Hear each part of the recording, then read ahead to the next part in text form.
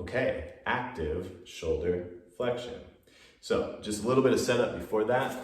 Positionally, typically I recommend doing this in a position where you're straight in the torso and in the hips. I'm going to show this in tall kneeling, preferably standing is always the best way to do it. Prefer not to do it while sitting because it just might tend us towards collapsing in the front.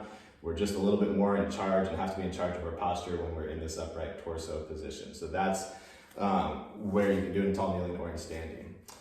Posturally, I'm trying to before I do the motion, I'm going to try to set my spinal posture. That means closing the gap in the front, which equates to pelvic tilt, little pelvic tilt, tailbone down, a little bring the ribs down towards the front hip points. Above that, I'm trying to think about elongating my neck as much as possible. That equates to lifting the upper part of my chest just a little bit while I draw my chin down to lengthen my neck, pulling me out of this sort of posture, lifting the upper chest, drawing the chin down. The motion now is this, reaching up and overhead, shoulder flexion.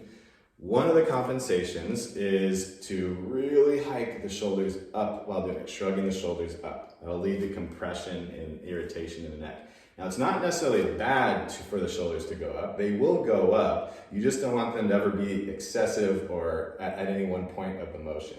Typically up around here is where it starts to get excessive. So the cue that I tend to use to combat that is that as I'm going up and overhead, right about when I get to this 120, 130 degree-ish range, that I'm more thinking take my shoulder back. Not so much up, I'm thinking guide the shoulder straight back behind me. And that'll keep my shoulder kind of in this slot and keeping it from excessively going up. Now from the front view, the other big cue or biomechanical cue is to really keep this external rotation. So the tendency is going to be to bend the elbows and chicken wing, pop the elbows out to the side. The cue I use for starters, I'm trying to keep my arms straight as possible the whole time, engaged. And then as I'm going up, still in that kind of like 120 degree range is where I'm going to want to start to turn outward. That's right about where I'm really trying to think, keep this inner arm facing inward, or taking the bicep muscle backwards, or elbow point to point straight forward, however you want to think about it. Pinkies working towards each other, thumbs working away, keeping that external rotation. Now I can still do this, but ideally my upper arm stays where it is here.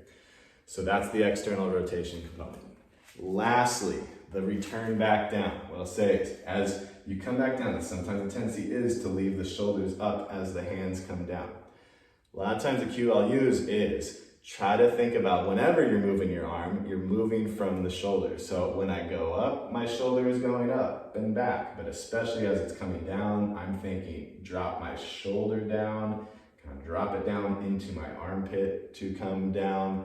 Not so much my hand. I'm not thinking lower my hand down. If I lower my hand, my shoulder will stay up. I'm thinking drop the shoulder down to come down nice and smoothly. That is active shoulder flexion.